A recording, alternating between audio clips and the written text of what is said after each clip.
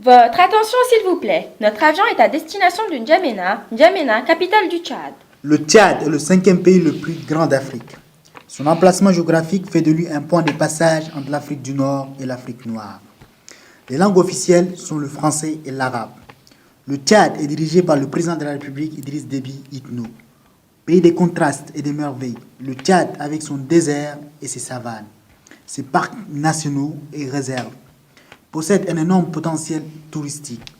Le désert du Sahara au nord du pays regorge des trésors dont les arts rupestres. Il y a des rochers légendaires, des îles flottantes du lac Tchad, le lac Ounyanga, le lac Fitri et le Guelta d'Archei.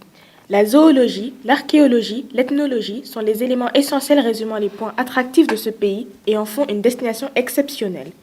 Le parc national de Zakouma est l'un des plus beaux parcs naturels au monde. Si les éléphants et les girafes, les lions, les antilopes et les chameaux sont des espèces emblématiques, le parc compte plus de 44 espèces de grands mammifères et 300 espèces d'oiseaux. La flore, restée authentique, fait du pays une destination rêvée pour les amoureux de la nature. Comme le dit un adage de chez nous, Yom Asel ou Yom Basel, qui signifie un jour est miel et l'autre est oignon. Ou encore Yom Leg ou Yom Aleg, un jour avec toi et un jour contre toi. Le Tchad a aussi été le siège de plusieurs guerres et conflits civils entre armées et rébellions. Les enfants soldats, les mariages forcés et précoces sont malheureusement aussi courants dans le pays. La capitale, N'Djamena, est un bon point de départ pour découvrir toute l'éventail de la culture tchadienne. La multiplicité ethnique au Tchad est étonnante. En effet, on compte plus d'une centaine d'ethnies, dont les Arabes, les Gouranes, Peuls, les Sahara, les Toubou, etc. Chaque ethnie a son mode de vie, ses traditions et son folklore. Les danses rituelles forment un reflet de vie de chaque région. C'est donc une véritable mosaïque de culture, faisant du pays un pays aux 100 facettes. Le Tchad, c'est aussi l'histoire. C'est de Fort-Lamy que la colonne Leclerc est partie libérer Paris lors de la Seconde Guerre mondiale.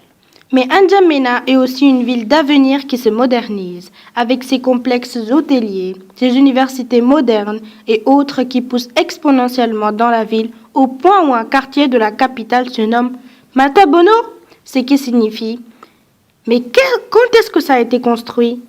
La découverte de Toumaï en 2001, qui signifie en langue gourane « espoir de vie », font du Tchad le berceau de l'humanité et lui ajoute un charme supplémentaire. Le pays de Toumaï est donc une mine de beauté secrète, possédant des ressources telles que l'or, le pétrole, l'uranium, les pierres précieuses, etc.